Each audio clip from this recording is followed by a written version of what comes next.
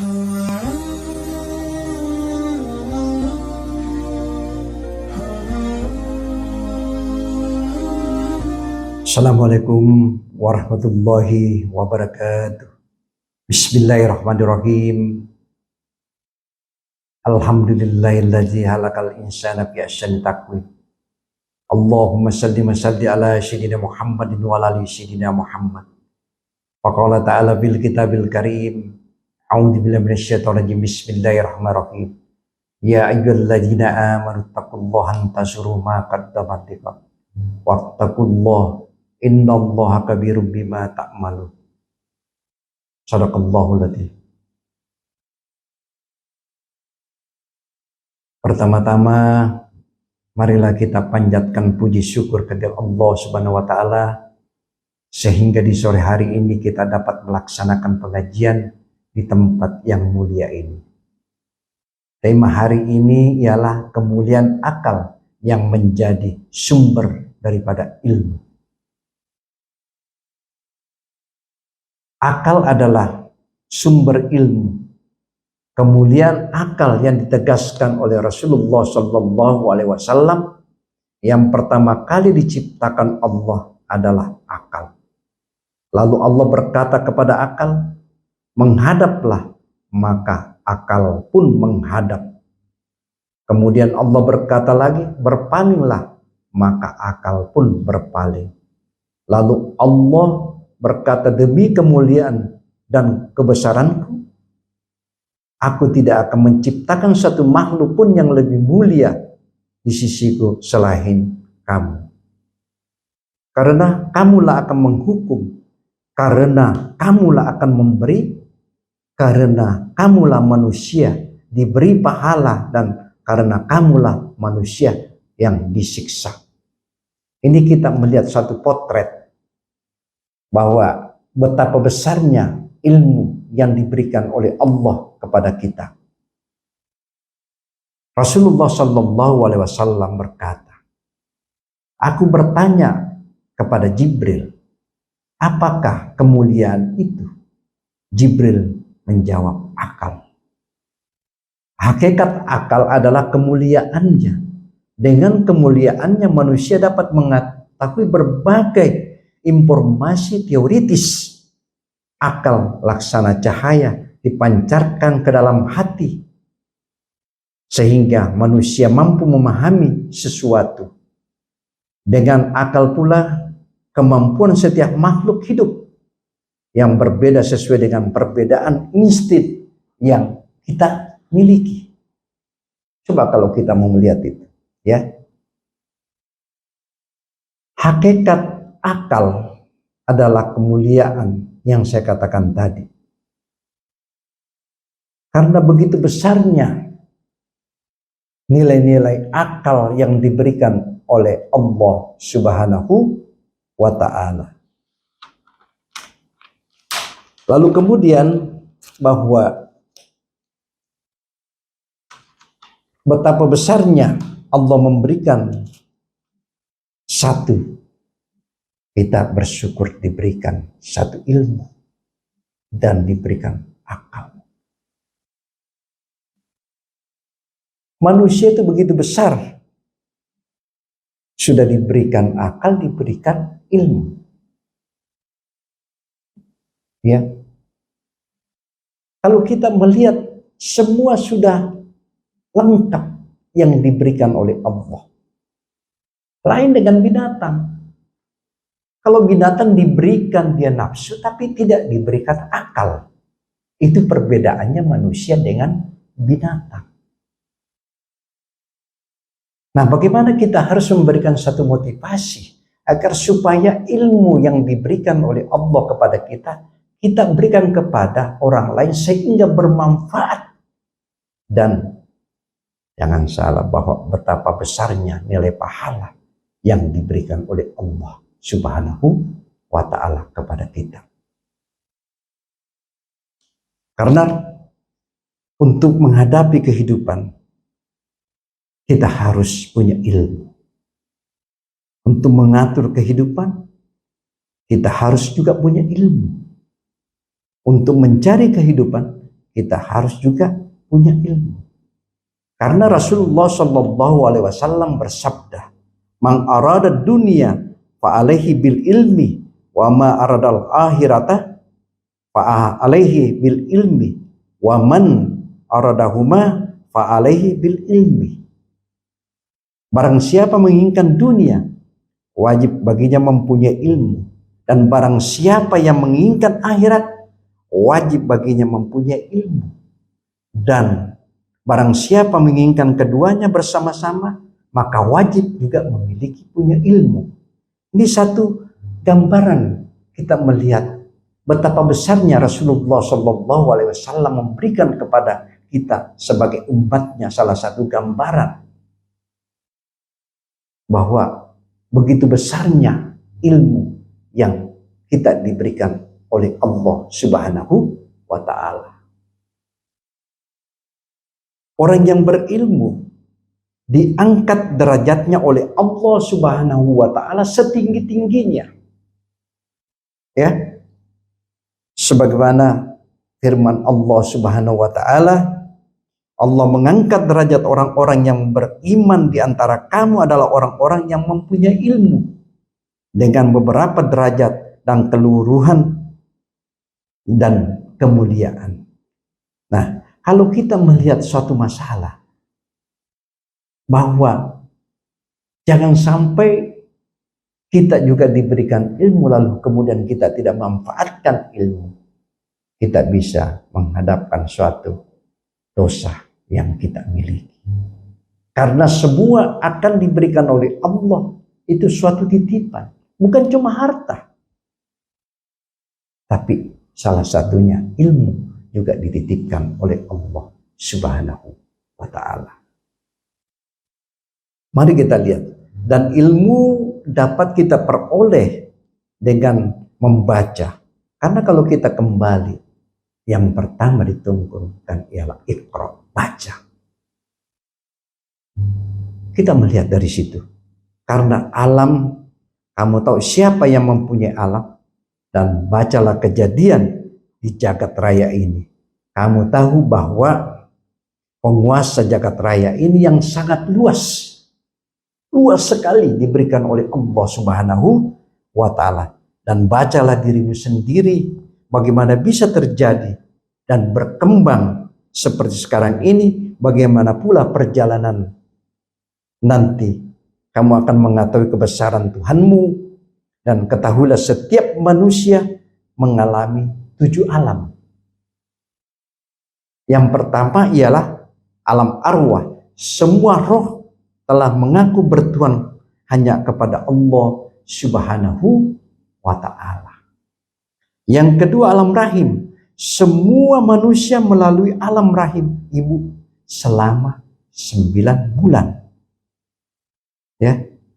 Yang ketiga ialah alam dunia. Semua benda alam termasuk alam manusia dan alam-alam lainnya. Yang keempat ialah alam kubur. Barzah. Semua manusia pasti akan mati untuk masuk alam yang ditunggu-tunggu. Lalu kemudian yang kelima, alam kebangkitan dari barzah. Semua manusia dibangkitkan juga dinamakan alam mahsyar. Yang keenam ialah alam perhitungan hisab. Inilah alam yang paling sangat kritis. Lalu kemudian alam yang ketujuh, alam abadi, surga atau neraka. Surga orang yang beriman dan beramal soleh, dan neraka untuk orang durhaka dan orang-orang kafir. Ini kalau kita melihat satu perjalanan kehidupan. Karena betapa besarnya nikmat-nikmat yang diberikan oleh Allah Subhanahu wa Ta'ala kepada kita. Lalu kemudian ilmu-ilmu yang termasuk juga diberikan kepada kita. Kita begitu perbanyak melakukan suatu kebaikan terhadap orang-orang lain. Karena ilmu yang diberikan oleh Allah sangat besar Bagaimana ilmu itu yang saya katakan tadi kita salurkan kepada orang yang memerlukan itu. Begitu besarnya yang diberikan oleh Allah Subhanahu wa Ta'ala kepada kita. Dan itulah yang saya katakan bagaimana kita harus perbanyak berdoa kepada Allah Subhanahu wa Ta'ala. Ya Allah yang Maha mengetahui, berilmu ajarkanlah kepada kami apa yang kami tidak ketahui. Lalu kemudian, ya Allah, ya Tuhan kami, pendidik kami, berikanlah kami hikmah, ilmu yang luas, dan persatukanlah kami dengan orang-orang yang soleh. Begitu besarnya. Karena tanpa ilmu kita nggak bisa berbuat apa. Karena disinilah salah satu gambaran yang diberikan oleh Allah tentang masalah ilmu. Dan kita sangat mensyukuri nikmat-nikmat yang diberikan oleh Allah Subhanahu wa Ta'ala. Lalu kemudian Allah juga berfirman, maka hendaklah mereka memenuhi semua hakikatku dan hendaklah mereka beriman kepadaku supaya mereka menjadi orang-orang yang cerdik dan cendekiawan. Ini satu begitu besar potret yang diberikan oleh Allah kepada kita. Karena begitu besarnya nilai-nilai ilmu disertai dengan akal. Karena ini harus berpasangan. Nggak bisa terlepas. Jadi satu ikatan. Gitu. Lalu kemudian kita melihat lagi bahwa keimanan yang mantap, kita harus bentuk pribadi yang tangguh, dapat memainkan peranan-peranan dalam kehidupan kita. Dan kita ingat bahwa betapa besarnya yang diberikan satu ilmu. Karena kalau kita melihat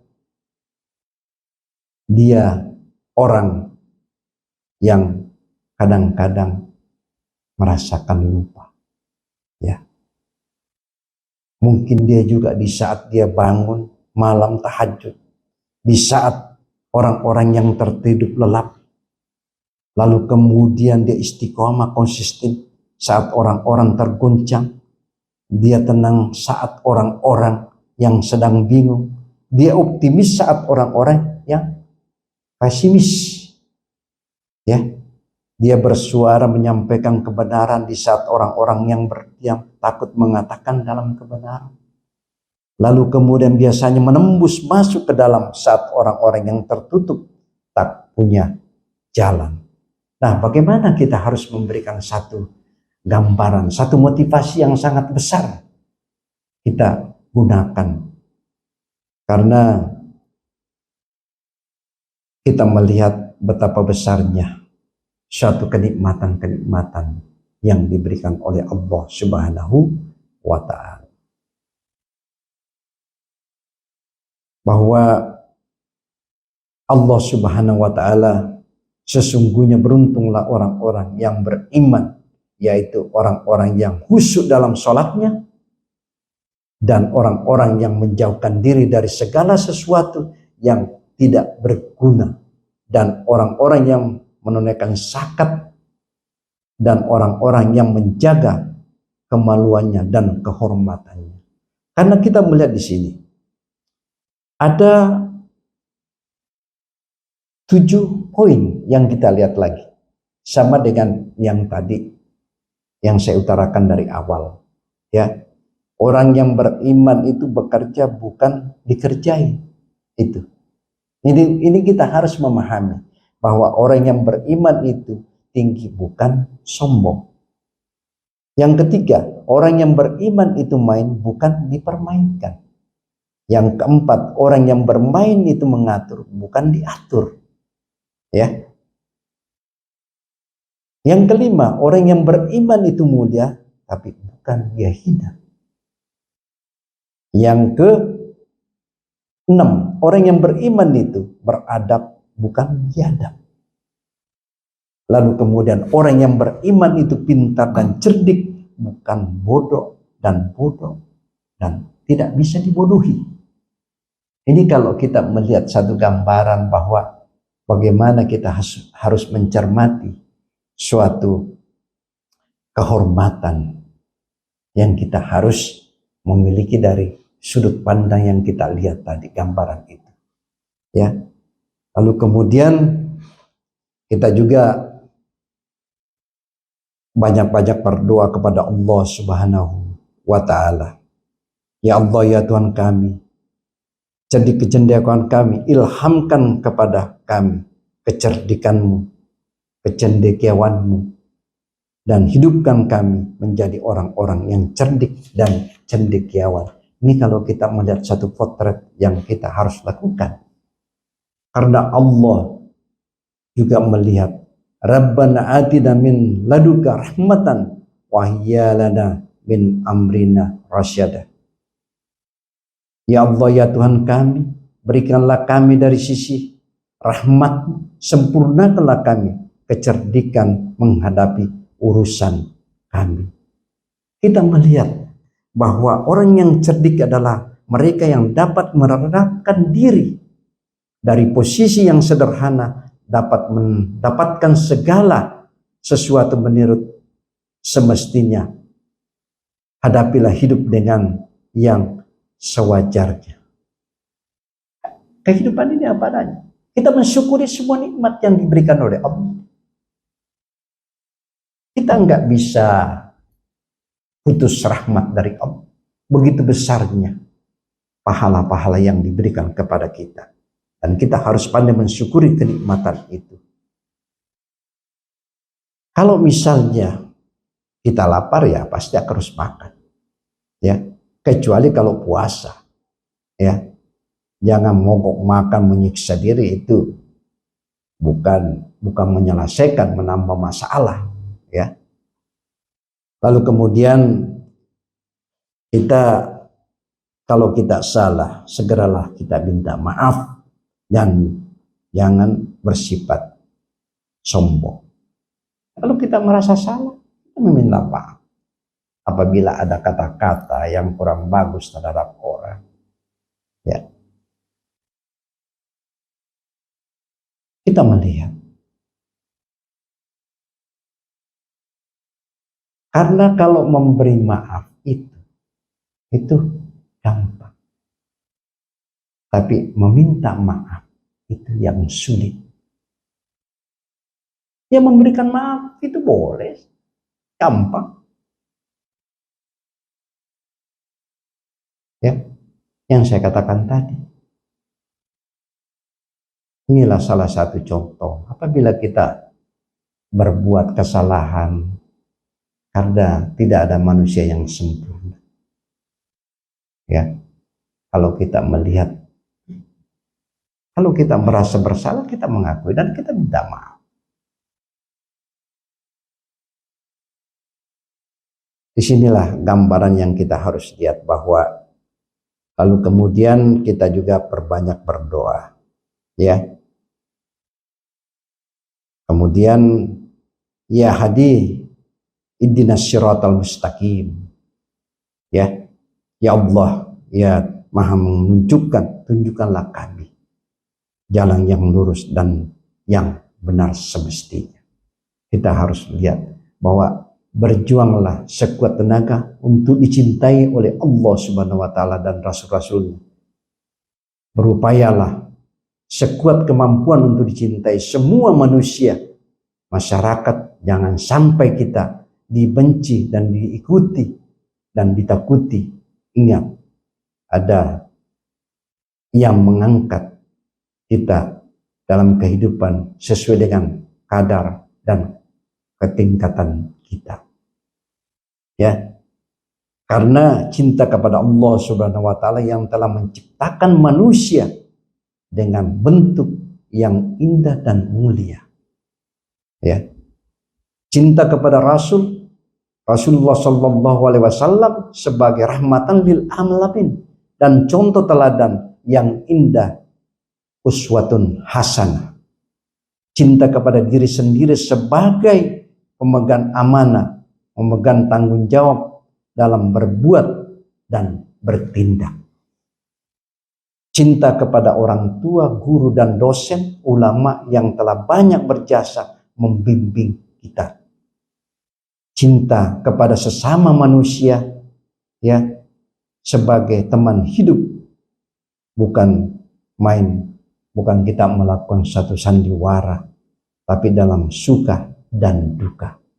Ya, kalau kita sesama muslim, kalau dia merasakan sakit, begitu juga kita akan ikut merasakan sakit. Ini salah satu melihat bahwa bagaimana ajaran-ajaran kita Islam yang sangat melakukan suatu kebaikan. Ya.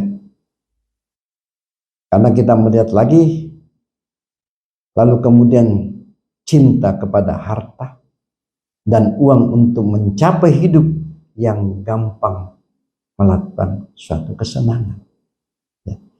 Semua cinta harus didasari cinta kepada Allah. Untuk memperoleh cinta kepada Allah, sesungguhnya kita harus memahami dan mengamalkan ayat-ayat. Bagaimana kita harus membaca Al-Quran, bagaimana kita harus membaca ayat-ayat suci Al-Quran, ya.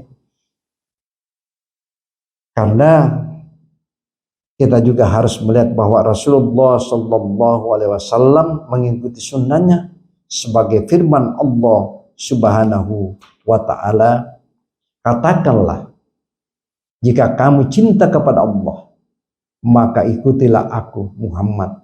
Pasti Allah mencintai kamu dan mengampuni dosa-dosamu. Allah Maha Pengampun dan lagi Maha Penyayang. Ini yang kita lihat betapa besarnya, ya. Dan kita harus juga berbuat ihsan sebagai firman Allah Subhanahu wa ta'ala, wallahu yuhibbul muhsinin. Aku sangat mencintai orang-orang berbuat ihsan yang baik. Dan kita harus juga bertobat, mensucikan. Ya, Allah juga berfirman, innallaha yuhibbu tawwabina wa yuhibbul mutatahhirin. Sesungguhnya Allah mencintai orang-orang yang taubat dan mensucikan diri. Di dalam surat Al-Baqarah ayat 222. Lalu kemudian kita harus sabar. Bagaimana juga firman Allah, wallahu yuhibbus sabirin. Allah mencintai orang-orang yang sabar. Dan kita harus berserah diri kepada Allah dan tawakal. Sebagaimana firman Allah Subhanahu wa ta'ala, Allah berfirman, wallahu yuhibbul mutawakkilin. Allah mencintai orang-orang yang berserah diri kepada Allah Subhanahu wa ta'ala. Lalu kemudian kita harus bertakwa kepada Allah sebagaimana firman-Nya, innallaha yuhibbul muttaqin. Sesungguhnya Allah sangat mencintai orang-orang yang bertakwa.